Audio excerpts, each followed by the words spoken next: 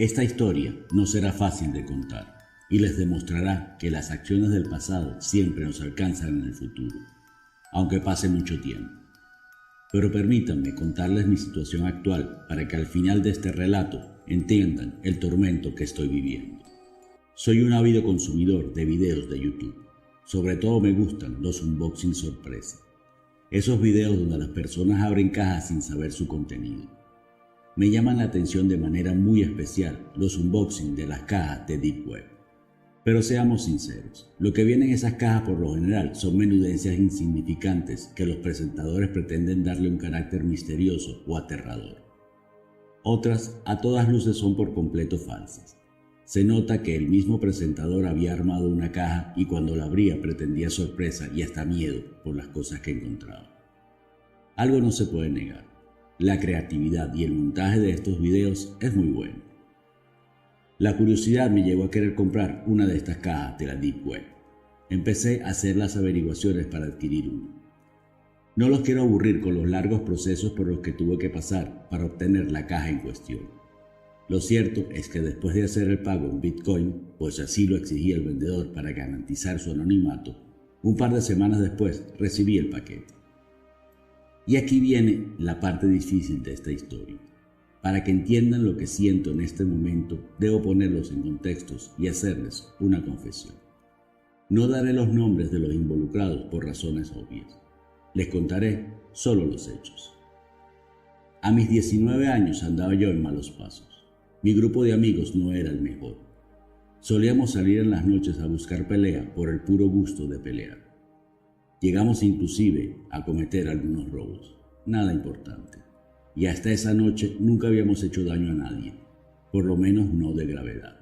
Nuestras peleas no pasaban de algunos moretones, raspaduras o en el peor de los casos, bocas o narices rotas.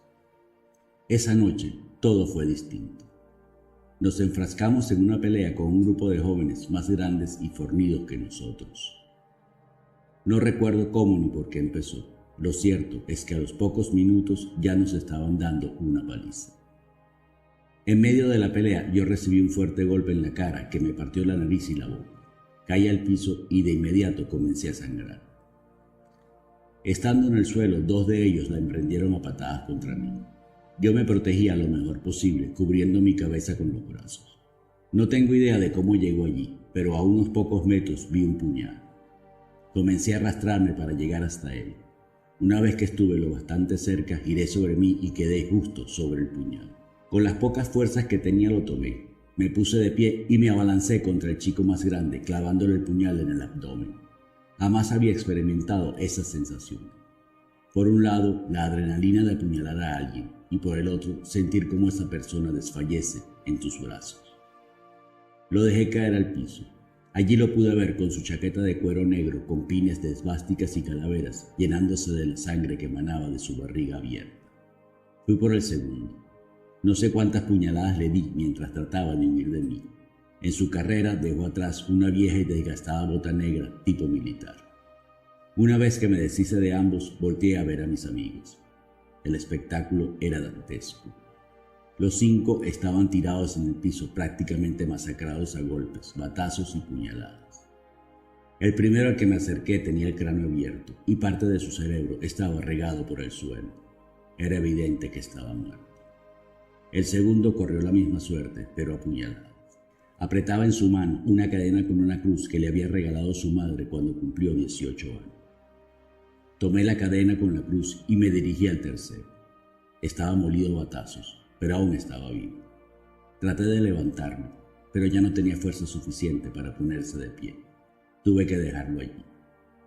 Más allá, debajo de un banco, estaban mis otros 2 amigos. Corrí hasta ellos. El primero se veía muy mal. Había perdido mucha sangre por las heridas. Aún así, tuvo la fuerza para hablar. «Toma, por favor, entrégaselo a mi mamá», me dijo mientras ponía un rosario en mi mano. «Y ahora vete, creo que los mataste».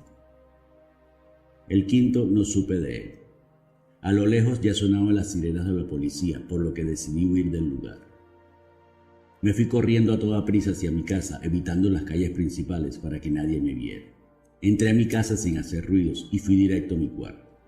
Allí pude ver el resultado que tuvo la pelea en mí. Tenía la cara casi desfigurada por los moretones. Mi ojo derecho estaba tan inflamado que no lo podía abrir. Mi nariz, que aún goteaba sangre, estaba visiblemente desviada a la izquierda. Y mi labio inferior estaba tan hinchado que había perdido su forma. No había una parte del cuerpo que no me doliera. En mis ropas se mezclaba mi sangre con la sangre de mis amigos y la de mis adversarios. Entré al baño y me di una larga ducha. Luego metí en una bolsa negra de basura mis ropas ensangrentadas, el puñal, la cadena con la cruz y el rosario. La escondí bajo mi cama y me acosté a dormir. Al día siguiente, ya recuperado, aunque muy adolorido, tomé la bolsa negra y me escabullí de mi casa. No quería que nadie me viera en esa facha. Caminé calle abajo buscando un bote de basura o algún lugar oculto donde botar la bolsa, pero ninguno me parecía seguro. No quería que alguien por casualidad encontrara la bolsa y la entregara a la policía. Entonces decidí botarla al río que atraviesa mi ciudad. Me dirigí a uno de los puentes y cuando estaba seguro de que nadie me veía, lancé la bolsa al agua. Me quedé un rato viéndola cómo la arrastraba la corriente mientras se hundía. Cuando me sentí seguro, me fui de ahí. Lo siguiente que hice fue llamar a un amigo que vive en las afueras de la ciudad. Su padre tenía una hacienda donde había pasado muchos fines de semana en mi niñez. Cuando le conté lo que había pasado, sin dudarlo, me dijo que fuera a la granja, que allá podía esconderme el tiempo necesario hasta que todo se enfriara. Luego llamé a mi madre para que no se preocupara por mi ausencia. No recuerdo qué mentira le dije para justificarme. Ya le había dicho tantas que se confunden en mi mente. Mi mayor temor era que alguno o los dos jóvenes que apuñalé aquella noche hubiera muerto. Yo no quería pasar el resto de mi vida en la cárcel. Pasé más de un mes oculto en un viejo depósito en desuso en aquella granja. Pero a pesar de estar muy asustado por mi situación, sabía que no podía estar escondido para siempre. Un día decidí regresar a mi casa. Antes de salir me encomendé a Dios, a la Virgen y a todos los santos. Llegué a mi casa sin contratiempos. Mi madre me recibió con el típico «¿Cómo te fue?». Yo le respondí que todo bien y fui directo a encerrarme en mi cuarto. Ese día y los siguientes transcurrieron sin inconvenientes, y así fueron pasando las semanas sin mayores problemas. Pero yo seguía muy asustado, estaba casi paranoico. Decidí entonces mudarme de ciudad y darle un cambio radical a mi vida. Me fui a una población que queda a más de 300 kilómetros de mi casa. Allá comencé a rehacer mi vida.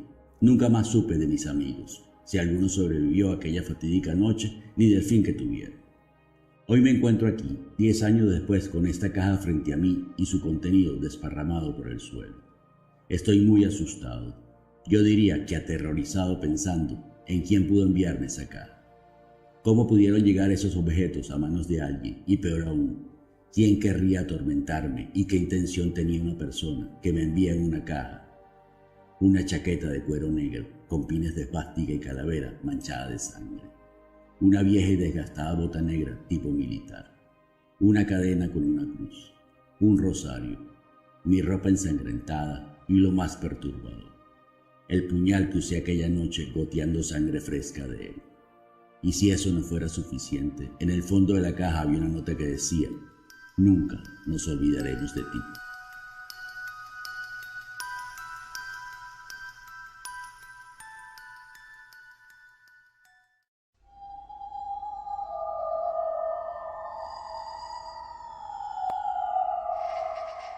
El lugar donde vivo está rodeado por una gran área boscosa. Los pobladores suelen ir allá a dar caminatas, a andar en bicicleta e incluso a hacer picnic. Es un bosque muy agradable, con una temperatura fresca casi todo el año, con hermosos paisajes y atravesado por varios riachuelos. La mayoría de los habitantes de la ciudad lo conocen. A pesar de ser un sitio muy seguro, pues nunca escuché de hechos violentos o delictivos, hay un lugar que todos evitan. No es un lugar distante, está cerca de la entrada del bosque, pero las personas prefieren rodearlo por un camino más largo antes que adentrarse en esa área. En los 5 años que llevo viviendo aquí, siempre me pregunté por qué. Pero las ciudades pequeñas suelen ser lugares donde la gente no le gusta que le pregunten muchas cosas. Prefieren la discreción y ocuparse de sus vidas. O eso es lo que parece. Mi curiosidad fue aumentando con el tiempo y a pesar de tener suficiente confianza con algunos de los pobladores, prefería no preguntar. Me quedaba con las advertencias que me hacían los mayores, de no caminar nunca por esa área. Al cabo de un tiempo conocí una mujer con la que entablé una relación amorosa. Igual que a mí, a ella le gustaba dar largos paseos por el bosque. En algún momento pensé que esa era la oportunidad de satisfacer mi curiosidad, pero no quería preguntarle directamente. Un día, cuando fuimos a dar nuestro acostumbrado paseo, empecé a caminar hacia el área que tanto temían los pobladores. De inmediato ella me advirtió que por allí no se podía andar, que siguiéramos por el camino que todos tomaban, y hasta se molestó conmigo por unos días. Otro día entré a la cafetería de mi bar. La dueña era una amable señora con la que solía mantener largas conversaciones mientras desayunaba y con la que había entablado una relación de amistad. Incluso me invitó a pasar una Navidad en su casa cuando se enteró que yo vivía solo y no tenía familia en la ciudad. Decidí preguntarle a ella. Su respuesta no pudo ser más cortante.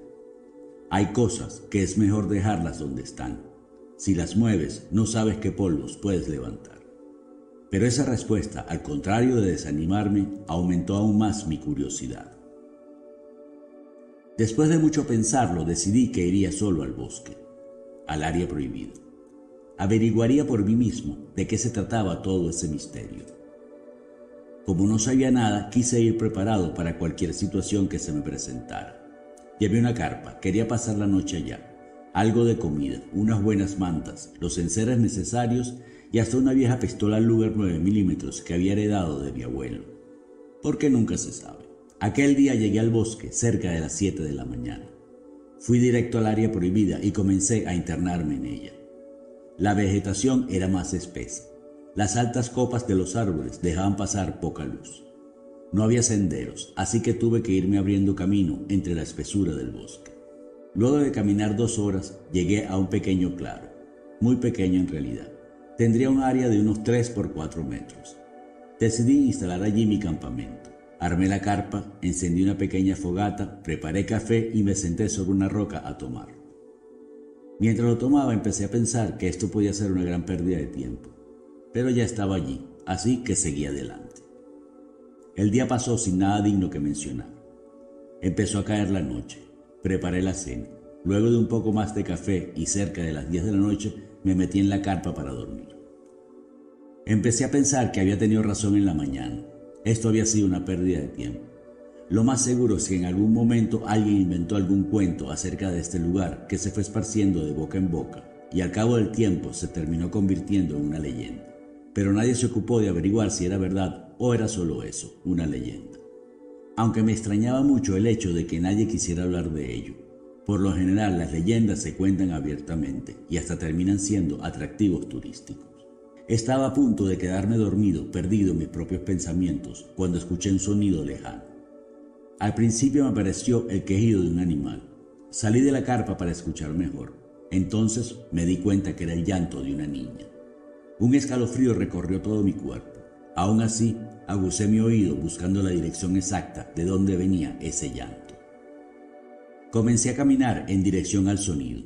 La luz de la linterna no era suficiente para la oscuridad del bosque. Apenas lograba alumbrar un par de metros delante de mí, por lo que tropecé y caí varias veces. A medida que caminaba, el sonido era más claro. Me estaba acercando. Pasé entre 2 inmensos árboles. Frente a ellos había una gran roca y subí a ella. Pensé que desde arriba oiría mejor y podría establecer la dirección exacta del llanto. Nadie sabe lo que es el terror hasta que lo siente. A unos 5 metros de la roca en la que me subí había un pequeño espejo de agua. Sobre él flotaba la figura de una niña de unos 10 o 12 años. Parecía emitir una tenue luz que alumbraba la suave neblina a su alrededor. En ese momento el llanto cesó y la niña comenzó a mirarme fijamente. No puedo describir el miedo que sentí, no hay palabras suficientes. Lo cierto es que después de la impresión inicial me lancé de la roca y emprendí el regreso a mi carpa a toda carrera. Ya dentro de la carpa yo temblaba sin poderme controlar. Mis dientes chocaban entre ellos frenéticamente. El escalofrío recorría mi espalda de arriba abajo una y otra vez. Creo que en algún momento hasta lloré. Sentía miedo, un miedo hondo. Cada parte de mí estaba aterrorizada. Supongo que el cuerpo y la mente hacen un gran esfuerzo cuando se siente tanto miedo, y en algún momento me sentí agotado y me quedé dormido. Me desperté sobresaltado. De un brinco salí de la carpa y miré a mi alrededor. Deberían ser entre las 8 y 9 de la mañana. Todo se veía normal. Me sentía cansado y agobiado. No podía sacar de mi mente la imagen de aquella niña. En algún momento quise pensar que había sido solo una pesadilla, pero no. Estaba completamente seguro de lo que había visto y de la experiencia que había tenido. Comencé a recoger el campamento y cuando tuve todo empacado, emprendí el regreso. Debo haber dado una vuelta en el lugar equivocado, pues ya había caminado más de 2 horas y aún no llegaba a la entrada del bosque. Me costó un poco aceptarlo, pero al final tuve que llegar a la conclusión de que estaba perdido. Busqué con la vista un lugar alto desde donde poder orientar. A unos 500 metros se veía una loma. No era muy alta, pero me pareció lo suficiente como para darme una idea de dónde estaba. Al llegar a la cima de la loma, vi a lo lejos la entrada del bosque. Hice un mapa mental del camino que debía tomar para llegar hasta allá. Una vez orientado, me senté a descansar un rato. Mientras tomaba agua, miré al otro lado y vi una cabaña. De su chimenea salía humo, por lo que debía estar habitada. No estaba muy lejos y el camino para llegar era bastante claro. Entonces decidí ir hasta allá. Pensé que si alguien vive en el bosque podría darme una mejor información acerca de la experiencia que había tenido la noche anterior. El camino hacia la cabaña fue bastante fácil. Cuando estuve cerca me detuve a observarlo. A unos 25 metros vi a un hombre bastante mayor que con una pesada hacha cortaba trozos de madera para convertirlos en leña para la chimenea. El hombre levantó la vista directo hacia mí, me sonrió y me saludó con la mano. Entendí el gesto como una invitación y me acerqué a la cabaña. Apenas llegué, el hombre, sin quitar la vista de su trabajo, me preguntó si andaba perdido. Yo le dije que no, que había pasado la noche en el bosque. También le comenté que por un momento me había desorientado, pero que ya sabía el camino de regreso.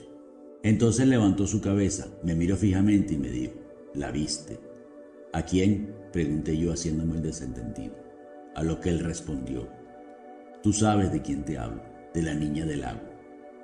Quedé unos segundos en silencio con la mirada de aquel hombre clavada en mí. Luego le respondí que sí, pero que había sentido mucho miedo y había corrido a refugiarme en mi carpa. Sin preguntárselo, el hombre empezó a contarme una historia. Hace muchos años en este bosque desapareció una niña. Se le buscó durante meses, pero no pudieron encontrarla. Se dijeron muchas cosas de cómo había desaparecido, pero ninguna se pudo comprobar. Al final, la historia que más caló en la gente fue la más inverosímil, como es costumbre. Decían que en esta área del bosque vivía una bruja que se alimentaba de niños y que para protección de la ciudad era mejor no visitar esta zona y no hablar de ella, pues quienes la nombraran tendrían un horrible final. Así fue como la desaparición de la niña cayó en el olvido y dejó el paso a una leyenda inventada por personas que querían ocultar algo. ¿Qué querían ocultar?, pregunté. La historia real, contestó el anciano.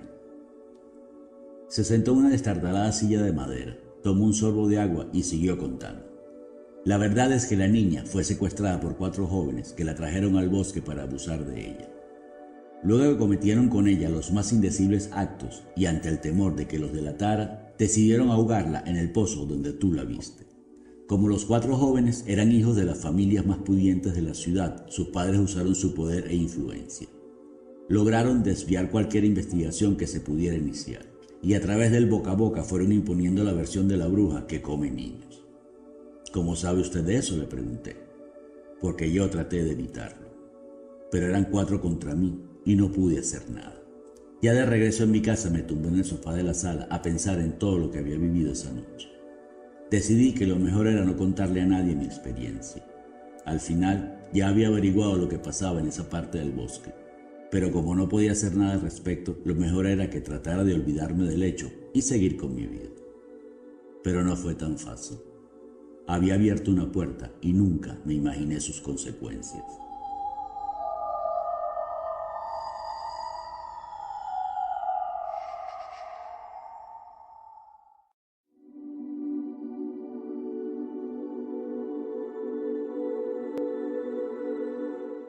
Esa noche salí con mi novia a cenar. Quería olvidar la experiencia que había vivido con el fantasma de la niña en el bosque. Luego nos fuimos a mi casa y pasamos la noche juntos. Cerca de las 3 de la mañana me desperté sobresaltado. Había tenido una pesadilla.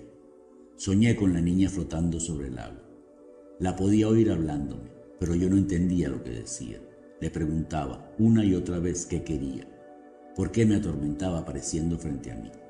Ella siempre respondía, pero nunca pude entender. Luego de un rato ella daba un grito desesperado y escalofriante, y eso fue lo que hizo que me despertara. Después de eso, todas las noches soñaba con la niña.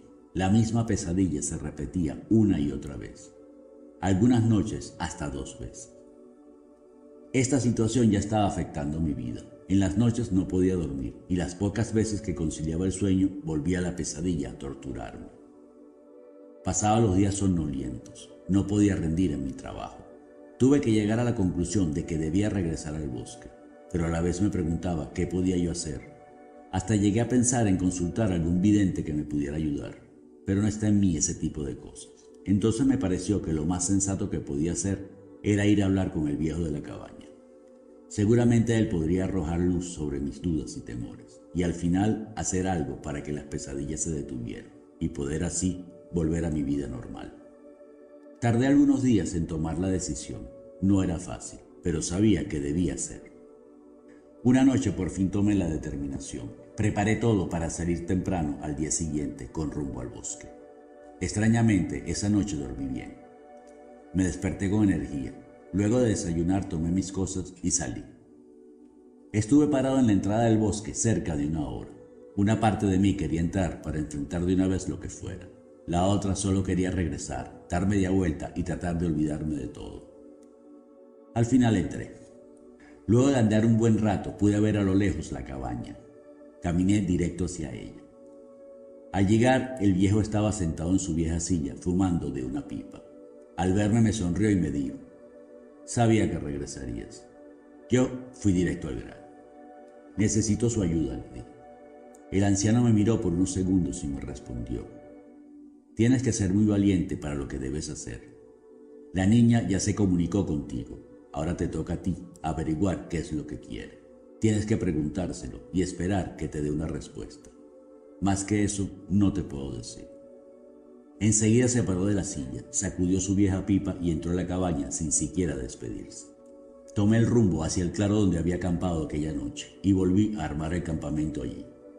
Una vez terminada la tarea me acosté dentro de la carpa a descansar. Intuía que me esperaba una noche difícil. Quería estar con mis 5 sentidos alerta y con fuerza para enfrentar lo que me tocara. Al llegar la noche me senté en medio del campamento a esperar el llanto de la niña. Y efectivamente, cerca de la medianoche pude oírlo. Entonces reuní todo el valor que pude en ese momento y fui directo al espejo de agua. Apenas me subí a la roca pude ver a la niña flotando sobre el agua, exactamente igual que aquella noche. Pero esta vez la niña me sonreía. Traté de preguntarle qué quería, pero mi voz se negaba a salir. El miedo que sentía en ese momento me tenía paralizado. La niña seguía viéndome y sonriendo. Tuve que buscar muy dentro de mí el poco valor que me quedaba.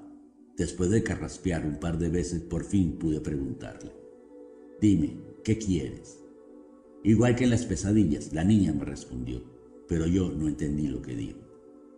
Insistí: «Por favor, dime lo que quieres». Otra vez no entendí su respuesta. Pregunté 3 o 4 veces más, con el mismo resultado. De repente la niña comenzó a avanzar hacia mí. Podía sentir la sangre helada corriendo por mis venas. Mi corazón latía tan fuerte que no me dejaba oír los ruidos naturales del bosque. Se detuvo a unos 10 centímetros de mi cara, y esta vez claramente pude oír: «No me dejes aquí». Acto seguido, desapareció. Me desplomé sobre la roca y cerré mis ojos. Mi mente trataba de entender lo que había sucedido y qué me había querido decir la niña. ¿Qué significaba la frase «no me dejes aquí»? Una voz detrás de mí me dijo: «Tienes que sacarla del agua». Cuando giré mi cabeza era el viejo de la cabaña. De alguna manera me tranquilizó su presencia. Él insistió: «Tienes que sacarla del agua». Yo le pregunté: «¿Cómo la saco y para qué?». El viejo me respondió: «Ella no quiere que la dejes allí. Quiere que la lleves a un cementerio y la entierres para poder descansar. Debes hacerlo. Yo me sentía demasiado agotado, agobiado, confundido. Preferí irme a mi campamento a descansar. Ya al día siguiente, con la mente clara, tomaría una decisión. Cuando bajé de la roca, el anciano había desaparecido. Supuse que como en la mañana, después de decirme lo que debía, se había ido sin más. Dormí profundo. Al día siguiente me desperté descansado y con la mente despejada. Preparé un café. Mientras lo tomaba, en mi cabeza repasaba todo lo acontecido la noche anterior. Mientras más lo pensaba, más claro tenía lo que iba a hacer. El viejo tenía razón. Debía sacar a la niña, o lo que quedara de ella, del pozo y llevarla al cementerio para enterrarla. Pero no esperaría la noche para hacerlo. Lo haría de inmediato. Fui al pozo, rodeé la roca y comencé a meterme al agua. Era poco profundo. Apenas llegaba a mis rodillas. Di unos cuantos pasos y de inmediato mis pies toparon con algo duro. El agua estaba muy turbia y no pude ver qué era. Así que tuve que meter mis manos para buscar el objeto. Apenas lo toqué, lo reconocí enseguida. Era un cráneo. Saqué mis manos del agua rápidamente. Una mezcla de miedo y asco se apoderó de mí, pero debía continuar con mi misión. Saqué el cráneo y lo puse en la orilla. Luego seguí tanteando con los pies el fondo del pozo en busca del resto de la osamenta. A cada paso que daba encontraba algo. Una costilla, el hueso de un brazo, la cadera. Así, al cabo de 3 horas más o menos, tenía el esqueleto de la niña casi completo. Solo faltaban los huesos más pequeños. Supongo que se habrían desintegrado después de tanto tiempo. Ahora tocaba encontrar la manera de transportar los huesos sin levantar sospechas. No quiero imaginarme que me detuviera la policía con esos huesos en mi poder. ¿Cómo lo explicaría? La forma más segura que se me ocurrió fue meterlos en el saco de dormir. Enrollaría el saco y lo metería en su funda. Estaba seguro que nadie lo tomaría. Tapé con algunas ramas y hojas los huesos de la niña y me fui a toda carrera al campamento a buscar el saco. Cuando regresé al pozo dispuse la osamenta lo mejor posible. No quería que nada sobresaliera. No quería que se pudiera notar lo que llevaba. Al terminar enrollé el saco y lo metí en su funda. Lo observé durante unos minutos y desde distintos ángulos. Había hecho un buen trabajo. Venía lo más difícil. ¿Cómo entraría al cementerio para enterrar a la niña sin que nadie lo notara? Tenía que ser de noche, pero el cementerio lo cerraban a las 6. La única alternativa que tenía era ir de día y esconderme hasta la noche para poder terminar mi tarea. Para empezar, compré una caja de madera de las que se usan para embalar. Dispuse en ella los huesos de la niña y sobre ellas deposité un crucifijo, unas flores y una muñeca. Me pareció lo más adecuado. Luego clavé la tapa y así quedó todo dispuesto. Pasé un par de días en el cementerio observando las horas de menos afluencia de gente y buscando un lugar donde enterrar a la niña. Me encontré que ese cementerio tenía un área especial donde enterraban a los niños. Era muy bonito, con muchas flores y juguetes desperdigados entre las tumbas. En una esquina había un pequeño pedazo de tierra que no parecía estar destinada a ser sepulcro. Era perfecto.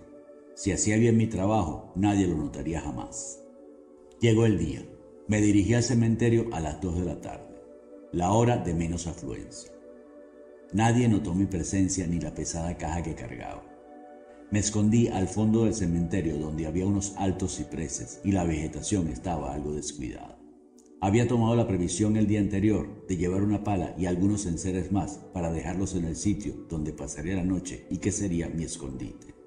Caída la noche me dispuse a terminar mi trabajo.